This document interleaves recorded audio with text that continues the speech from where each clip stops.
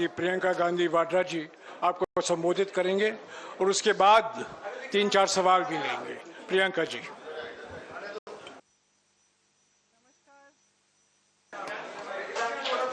नमस्कार। सबसे पहले तो मैं ये कहना चाहूँगी कि कल जो हुआ वो लोकतंत्र के लिए एक बहुत बहुत बड़ी जीत रही। जो सरकार की साजिश थी संघीय ढांचे को बदलने की, लोकतंत्र को कमज़ोर करने की, उसको हराया गया, उसको रोका गया। ये संविधान की जीत थी, देश की जीत थी और विपक्ष की एकता की जीत थी। और वो साफ साफ सत्ता पक्ष के नेताओं के चेहरों पर दिख रही थी, आप सबने भी देखा होगा। देखिए, गृह मंत्री जी और प्रधानमंत्री जी का भाषण सुन रही थी। कई बार दोनों ने अलग अलग मौकों पर अपने भाषण में कहा कि आप लोग अगर इसके साथ सहमत नहीं होंगे तो आप कभी यहाँ नहीं बैठ सकते, आप कभी सत्ता में नहीं आ सकते, आप कभी जीत नहीं सकते। और इससे बहुत साफ हो गया कि इनकी मंशा क्या थी। हम सब थोड़ा चौंके हुए थे कि अचानक ये सत्र बुलाया जा रहा है, विधानसभा चल रहे हैं 2 प्रदेशों में, अभी अचानक बुलाया जा रहा है, बड़ी जल्दबाजी की जा रही है। किसी को मालूम नहीं था एक दिन पहले तक कि क्या आने वाला है, मसौदे में क्या होगा। मसौदा सार्वजनिक करते हैं सिर्फ एक दिन पहले, ताकि हमें समय भी नहीं मिलता। तो हम सब सोच रहे थे कि ये सब क्या हो रहा है और क्यों हो रहा है। मेरे ख्याल से पूरी साजिश जो रची गई षड्यंत्र की तरह, कि किसी न किसी तरह से हमें सत्ता में रहना है। अगर अभी नहीं किया जाएगा तो 2029 तक जो ये करना चाह रहे हैं परसीमन, 2011 के जनगणना के आधार पर वो नहीं खत्म हो पाएगा। तो ये सब करने के लिए एक तरह से प्लान बनाने के लिए कि परमानेंटली हम सत्ता में कैसे रह सकते हैं और कैसे करें, महिलाओं का इस्तेमाल करके, महिलाओं के नाम पर हम आरक्षण लें। अगर ये लोग सहमत होंगे, पारित हो जाएगा तो एक तरफ हम ये कर लेंगे, दूसरी तरफ से हमें सारी स्वतंत्रता मिल जाएगी कि काट पीट भी करिए, सीटों में किसी तरह से भी आप परसीमन करा दीजिए। 2011 के जनगणना के आधार पर होगा तो जातीय जनगणना का भी कोई उनको रिकॉग्निशन नहीं लेना पड़ेगा। तो ये साफ है कि उन्होंने सोचा चलो पारित हो जाएगा तो जीत, पारित नहीं होगा तो हम हर नेता के सामने बाकी पार्टियों को महिला विरोधी कहकर महिलाओं के मसीहा बन जाएंगे। तो आप महिला हैं, हम जानते हैं कि महिलाओं का मसीहा बनना इतना आसान नहीं है, करके दिखाना पड़ता है। एक इतिहास है, कांग्रेस पार्टी का एक इतिहास है, विपक्षी दलों का एक इतिहास है, भाजपा का इतिहास है महिलाओं के संदर्भ में। और वो इतिहास बहुत स्पष्ट है। आपके खड़े होने से सदन में उसका विपरीत कहने से कोई फर्क नहीं पड़ता। महिलाएं देख रही हैं, उन्नाव को देखा, हाथरस को देखा, ओलंपिक की खिलाड़ियों को देखा, यहीं दिल्ली में सड़क पर बैठी थी, किसने पूछा उनको? मणिपुर में महिलाओं को देखा, किसने पूछा? और आज आप संसद में खड़े होकर कह रहे हैं हम मसीहा बनना चाहते हैं महिलाओं के। तो ये बहुत स्पष्ट है कि ये महिला आरक्षण बिल की बात नहीं थी, ये परसीमन की बात थी। और परसीमन इनको इस आधार पर करना था जिसमें इन्हें जाति के आंकड़े नहीं देखने की जरूरत होती और अपनी मनमानी करने की पूरी स्वतंत्रता मिलती। तो ये बिल्कुल मुमकिन ही नहीं था कि विपक्ष उनका साथ दे। और मैं बहुत खुश हूं कि आप सबने, देश ने देखा कि जब विपक्ष एकजुट हो जाता है तो किस तरह से इनको हराया जाता है। किसी ने मुझे पूछा आते हुए कि ब्लैक डे है, आप ये सरकार कह रहे हैं कि ब्लैक डे है। ब्लैक डे इनके लिए इसलिए है क्योंकि पहली बार इनको धक्का लगा जो लगना चाहिए था। आज की महिलाओं की समस्याएं बहुत ज़्यादा बढ़ रही हैं, संघर्ष बढ़ रहा है। बेवकूफ़ नहीं है महिलाएं, सब कुछ देख रही हैं। वो पीआर मीडियाबाजी वो अब नहीं चलेगी। कुछ ठोस करना है तो आप 2023 में जो सर्वसहमति से जो विधेयक पास हुआ था, पारित हुआ था, सारे दलों ने उसका समर्थन किया था, उसको लाइए। उसमें अगर कुछ एकाध संशोधन करना है छोटा ताकि वो अभी लागू हो सकता है, करिए और उसको अभी लागू करिए। महिलाओं को हक दीजिए, अभी दीजिए, लेकिन उसको आप घुमाकर और दूसरी चीज़ों के साथ उसको अटैच करके आप गुमराह करने की कोशिश मत करिए। सीधी सी बात है, इसको अभी करिए, हम सब तैयार हैं। अब आप पूछिए। मेरा सवाल आपसे ये है, जब ये बिल गिरा उसके बाद, मेरा सवाल आपसे ये है कि जब ये बिल गिरा उसके बाद लगातार सरकार की तरफ से कहा जा रहा है कि राहुल गांधी ने फ्लोर ऑफ द हाउस में बोला कि बिल पास करना है तो मौजूदा परिस्थिति में 1 सेकंड में आप मौजूदा सीट पर पास कर दीजिए 543 पे। तो क्या विपक्ष उसके लिए तैयार होगा? अभी कि तो जो आपने बोला जो 2023 वाला बिल है, पर अगर मौजूदा सीट 543 है, वही तो है। 2023 का जो विधेयक है उसमें ये था कि इन्हीं सीटों में से आप 33% महिलाओं को देंगे। मैम उसमें लिखा था कि सेंसस के बाद डिलिमिटेशन होगा, उसके बाद तय की जाएगी जो भी सीट होंगी उस पे 1/3 मिलेगा। तो यानी कि सीटें बढ़ती, पर नहीं, 543 में से ही था। तो उसके लिए आप लोग तैयार हैं? हाँ, बिल्कुल तैयार है। जी प्रियंका जी, दो दिनों तक हमने बहस देखी और अब क्रेडिट उधर से भी क्लेम किया जा रहा है, आप लोग भी दावा कर रहे हैं। नहीं, हम क्रेडिट का दावा नहीं कर रहे हैं। हम आपको इतिहास के बारे में बता रहे हैं। कांग्रेस पार्टी ने 1928 में शुरू की ये बात, और कांग्रेस पार्टी की ही ये बात थी जिस वजह से आज दिन से महिलाओं को भारत में वोट डालने का मौका मिला और अधिकार मिला। तो मैम सवाल यह था कि बीजेपी और एनडीए पूरे देश में अभियान चलाने जा रही है।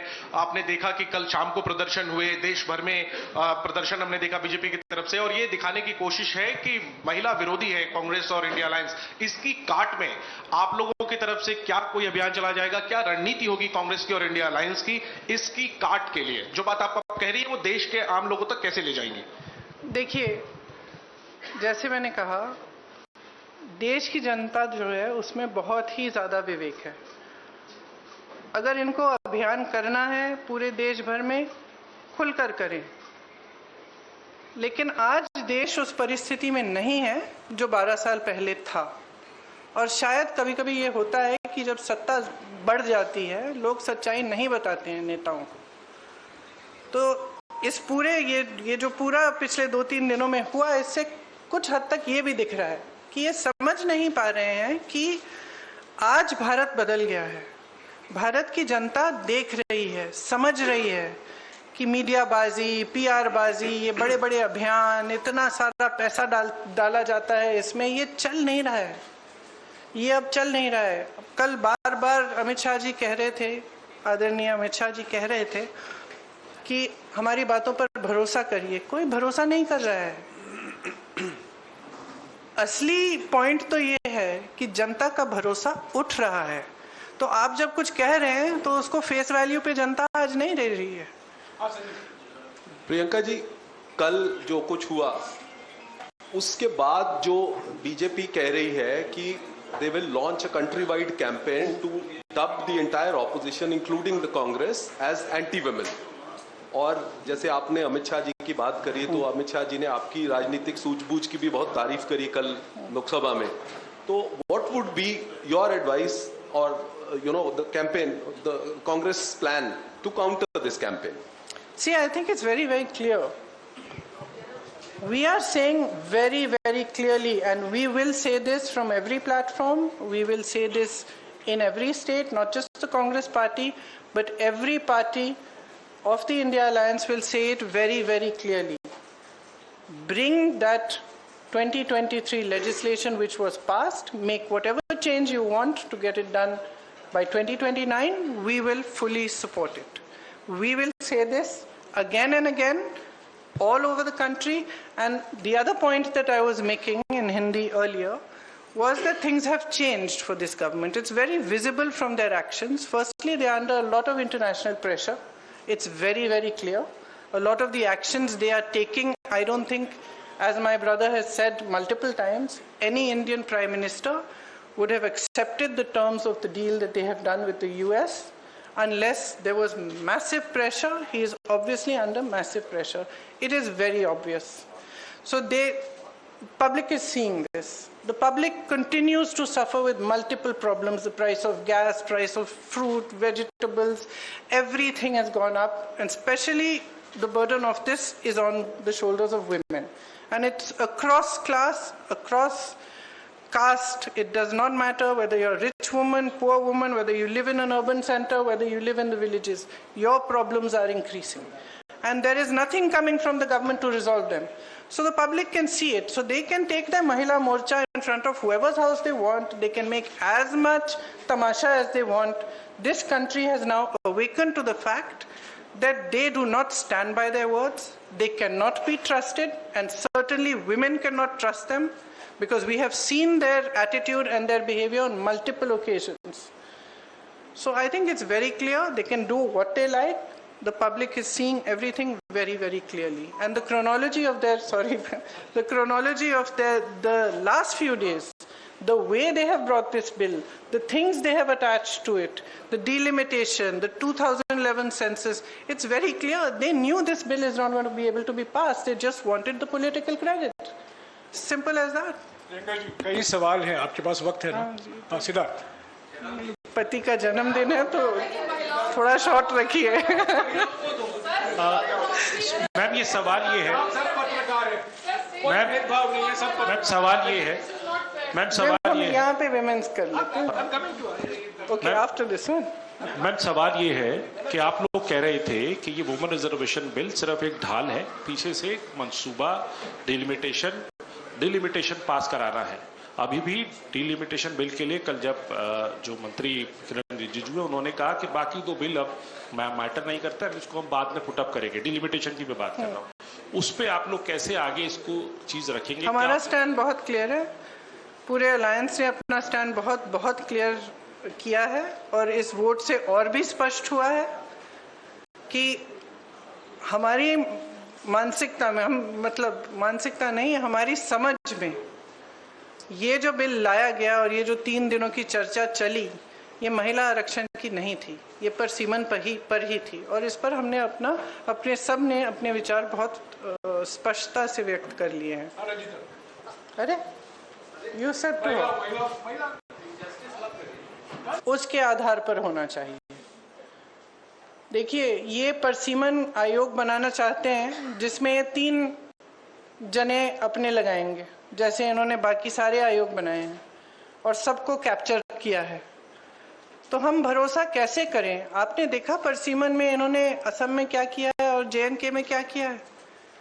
विपक्षी दलों के नेताओं की सीटों का विभाजन, अपनी मनमानी से काट-पीट।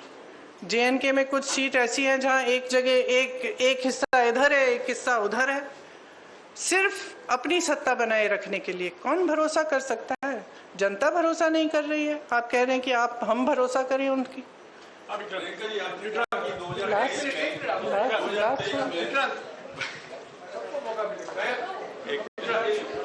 प्रियंका जी, जिस तरीके से 1971 में इंदिरा गांधी जी ने सोचा था कि दक्षिण भारत उत्तर भारत में डिवाइड ना हो, इसलिए सीटें उन्होंने उतनी ही रखी। इवन 2001 में अटल बिहारी वाजपेयी ने भी यही सोचा कि दक्षिण भारत उत्तर भारत के बीच में डिवाइड ना हो, उन्होंने भी फ्रीज रखा।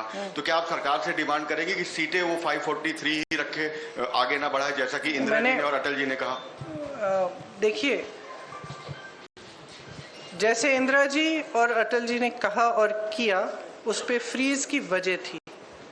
हम ये सिंपल बात कह रहे हैं कि ये जो आप प्रोपोर्शन को बदलना चाहते हैं, ये जो आप कुछ प्रदेशों को का वजन बढ़ाना चाहते हैं, जो छोटे प्रदेश हैं, जो साउथ के प्रदेश हैं, ये कहें कुछ भी, हम इनकी बातों पर भरोसा नहीं कर सकते। और अगर इन्होंने ऐसा किया कि छोटे प्रदेशों को, दक्षिण के प्रदेशों को का वजन इन्होंने कम किया, तो देश में बहुत ज़्यादा संकट पैदा करेंगे। तो इससे हम सहमत नहीं हो सकते। तो हम बिल्कुल इस पक्ष में हैं कि जैसा है वैसा ही रहना चाहिए, प्रोपोर्शन के तौर पर।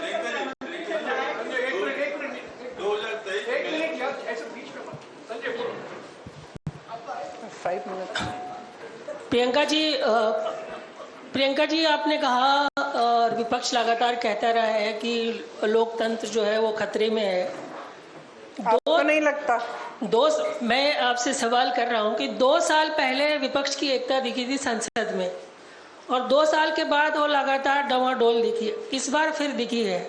तो क्या आपको नहीं लगता है कि विपक्ष को भी अपनी एक जिम्मेदारी निभानी होगी कि ये जो डवाडोल रहती है उनकी स्थिति, एक मंच पे आते हैं एक वक्त में और फिर वो अपने अपने अंतर विरोधों में जो है वो फंस जाते हैं, तो क्या ये अंतर विरोध से उभरने का ये डिफाइनिंग मोमेंट माना जाए? सबसे पहले तो मुझे लगता है कि इसको ऐसा माना जाना चाहिए। दूसरा, देखिए, विपक्ष जो है उसमें बहुत सारे दल हैं, कुछ प्रदेश हैं जिसमें हम एक दूसरे से के खिलाफ भी चुनाव लड़ते हैं, लेकिन अगर आपने देखा होगा जब ज़रूरत पड़ती है तो हमारी एकजुटता पे कोई उंगली नहीं उठा सकता। कल आपने देखा हमारी एकजुटता कितनी मजबूत है। तो मैं इससे सहमत नहीं हो सकती कि डवाडोल है हमारी एकता। Answered, but related to this only, that do you think for the elections in states or at the center, this unity will be seen in future, as you've just mentioned that this unity has only been able to defeat this government? I think there are certain factors which are coming together at this point in India's history. As I said, one is the international pressure on the government, which is very visible by the actions they are taking, which are not necessarily in the interest of the nation. In fact, many of them are not. There is more stress on people. Prices are rising. Other factors are coming into play. Prices are rising immensely. Difficulties are becoming greater. And I think that at this time, the opposition has shown its unity. It's not just the fact that we are united as an opposition, it is also the fact that there is a mood amongst people. They are fed up of lies, they are fed up of all this, I'm sorry to say, but they see through also, I'm sorry to say, but a lot of the sort of media propaganda. They see through that as well. They are looking more towards finding out the truth. And I think the opposition, in the actions that we took yesterday in Parliament, we have stood for the truth, we have stood for the Constitution, we have stood for the nation, and we have stood as one. I think that this is a moment that we should all recognize. We all saw the faces of the bigger leaders of the BJP in Parliament. It was very clear from their expressions that this was a shock to them and that they were defeated for perhaps the first time in these 12 years. I think we should all accept that from now on, we fight harder, we stand together, and hopefully we will be able to push through much more than we did before. Priyanka ji, आपने कहा कि 2023 का जो bill है, उस bill को अगर लाया जाए तो हम उसका समर्थन करेंगे, लेकिन उसमें महिलाओं का सीट कौन सा हो, इसका निर्धारण कैसे होगा? इसकी कोई सलाह है आपके पास? अब ये देखिए, जो निर्धारण करेंगे वही ये अपने आप ये प्रयास करेंगे। इसमें मैं सलाह क्या दूंगी उनको? एक मिनट यार, एक मिनट। मैम अमित शाह कह रहे हैं कि हम पे भरोसा कीजिए। मोदी जी कह रहे हैं कि मैं ओबीसी और पिछड़े गरीब वर्ग से आता हूं, जब हकीकत है कि देश की आबादी आज भी एससी एसटी ओबीसी बहुत ज्यादा है। ये कह रहे हैं कि ब्लैक डे है। मैं कह रहा हूं, क्या उन महिलाओं के साथ ये धोखा नहीं था जिन महिलाओं को एससी एसटी ओबीसी का रिजर्वेशन नहीं मिलता? क्यों कास्ट सेंसस से बच रहे हैं? वही तो मैं कह रही हूँ, पिछले आधे घंटे से धोखा ही था। Amit Shah has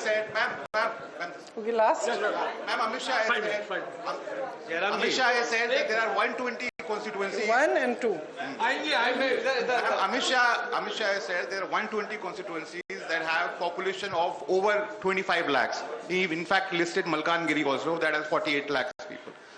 You may have some reservations about demilitation, but do you not believe that it's the need of the hour? Actually, no. Actually, I don't. I believe that that's the way it's being sold. And delimitation of seats of 20, 30, 40 has been done before.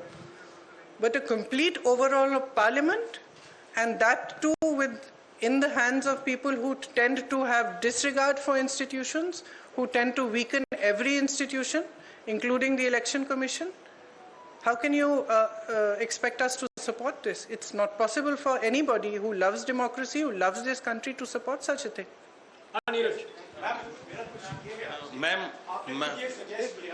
Neeraj के बाद नीरज के बाद Now he's asking. He's already ठीक है started. Okay आप बोलिए आपने खुद सजेस्ट किया अभी कि ये परिसीमन था, दरअसल ये महिला आरक्षण के लिए नहीं था।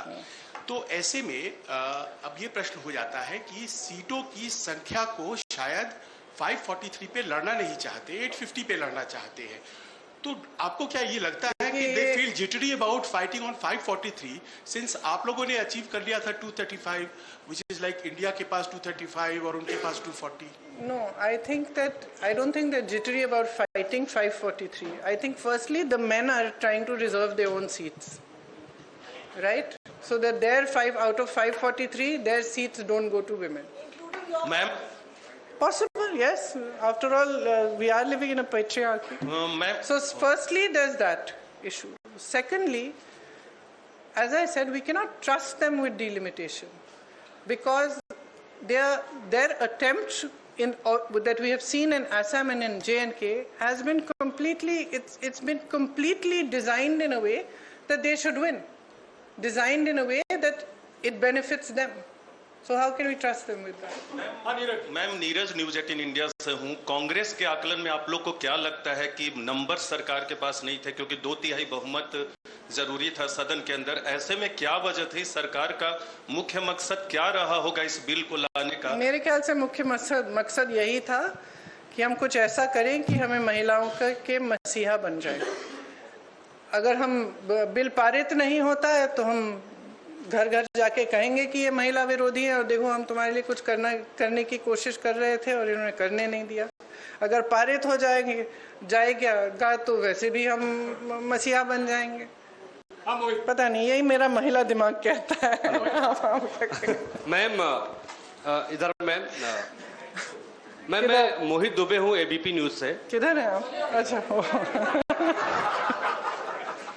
मैम मेरा सवाल ये है कि आप लोगों ने कहा कि हम महिला आरक्षण के विरोध में नहीं हैं, परिसीमन के विरोध में हैं, लेकिन वही दूसरी ओर भारतीय जनता पार्टी और एनडीए के लोगों ने कहा कि नहीं, महिला विरोधी आप लोग हैं, महिला आरक्षण के विरोधी हैं। सवाल मेरा ये है कि आज आप लोगों ने बैठक की है, बैठक में आप लोगों ने क्या फैसला किया? क्या ये भी फैसला किया कि प्रधानमंत्री नरेंद्र मोदी से मिलकर आप लोग जो है मांग करेंगे कि 543 सीटों में से ही महिला आरक्षण लागू किया जाए? और अगर वो आपकी बात नहीं मानते हैं तो आगे आप लोग क्या करने? क्या राष्ट्रपति से भी मिलने की कोई उम्मीद है? देखिए, आज की बैठक में ऐसा कुछ नहीं तय किया कि किससे मिलेंगे और किससे नहीं मिलेंगे। ये ज़रूर तय हुआ है कि हम सब सहमत हैं कि अगर वो 2023 वाला जो विधेयक है उसको फिर से लाएं, उसको वो पारित हो चुका है, अगर उसको फिर से लाएं, कुछ छोटे मोटे संशोधन कराना चाहते हैं ताकि वो 29 तक वो लागू हो जाए, तो हम पूरी तरह से उनके साथ हैं। ये हम सब कहेंगे, सब एकजुट होकर कहेंगे और हर प्लेटफॉर्म से कहेंगे। धन्यवाद। Thank you. Well, that is the Congress's press briefing led by Priyanka Gandhi Vadra, the Congress MP, and she's also talking about the strength, the unity that the opposition has showcased against the government, because they believe and they say that this is against delimitation but not against women reservation. And she's come out to say that for the first time in the